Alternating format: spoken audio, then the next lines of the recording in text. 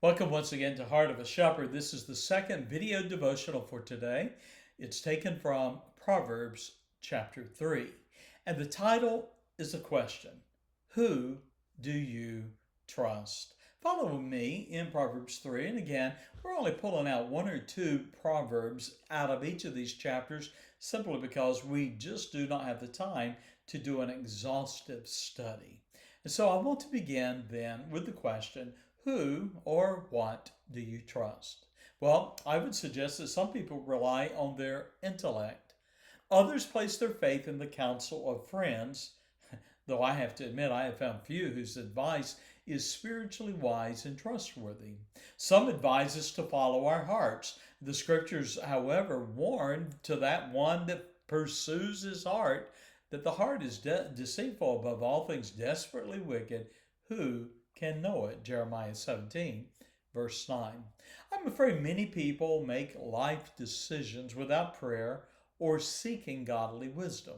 Some make life changing, irreversible decisions that impact the rest of their lives, and yet they never take the time to pray, seek godly counsel, and wait on the Lord. Notice in Proverbs 3 and verse 5 that Solomon counseled his son, trust in the Lord. Let's read that for a moment. Proverbs 3, verse 5.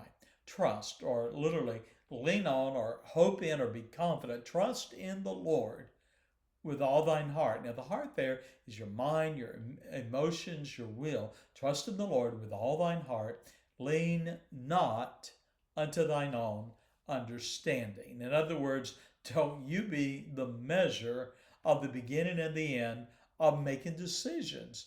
Trust the Lord. Seek him out. Seek his will and his direction. So what does it mean to trust the Lord? It means knowing his word so well that you follow its precepts. It also means living those precepts, relying on God's Spirit to guide you every step of the way. Before making a significant decision that requires wisdom and discernment, I want you to consider the following steps. Number one, gain a wealth of wisdom by studying and following God's Word. In other words, before you're facing a crisis of a decision, you need to be investing your life in growing in wisdom by studying and obeying God's Word. Number two, approach every decision with prayer and the light of truth. So don't make it rush into a decision. Take time to pray. Number three, seek advice from those whose lives demonstrate godly wisdom and discernment. In other words, the counsel from a counselor is only as good as the character of that counselor. So make sure you're seeking advice from the right people. Number four, trust the Lord by patiently waiting for his guidance in your choices and actions. Now notice in verse 6 then, Solomon continues, submit everything to the Lord. Verse 6, in all thy ways acknowledge him, acknowledge the Lord, he shall direct thy paths. Literally, to direct is to make smooth or to make straight thy path. And so Solomon then challenged his son to acknowledge the Lord in all thy ways. In other words, nothing was too small for the young prince to bring to the Lord. You see, when we acknowledge the Lord in all things, we will never vow, sign a contract, or agree to something without committing it to prayer and patience. Well, a closing thought for this brief devotional.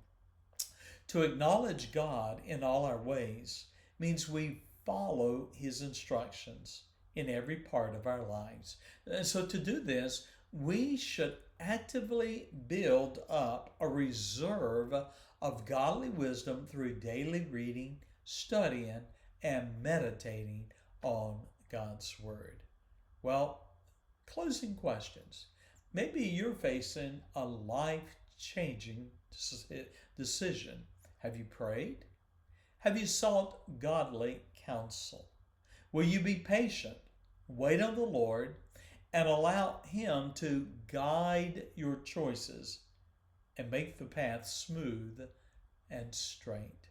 I conclude with a verse from a psalm attributed to King David. Perhaps Solomon's advice to his son grew out of this counsel. Psalm 27, verse 14. Wait, wait on the Lord, and be of good courage. He shall strengthen thine heart. Wait, I say, on the Lord. Well, what a wonderful challenge that is. If we're honest, many of us have rushed into decisions only to live to regret it. I would encourage you, make a habit studying God's Word, building up a reserve of godly wisdom that you can lean on when you're facing life-changing decisions. Well, have a wonderful day, and thank you for being a part of Heart of a Shepherd.